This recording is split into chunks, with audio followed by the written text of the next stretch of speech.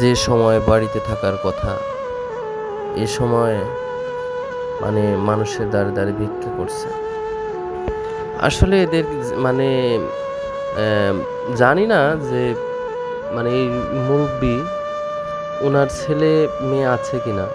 এসব যখন দেখে তাদের মন কেমন করে আমি তো এই জিনিসটা বুঝি না।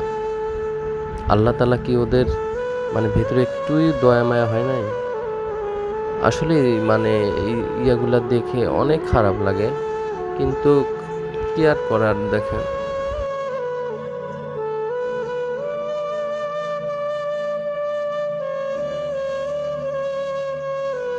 তো এইরকম যদি লোক কোনো সময় আমার কাছে পড়ে, যথেষ্ট মানে আমার সামর্থ্য অনুযায়ী আমি তাদেরকে অনেক মানে হেল্প করব আরকি।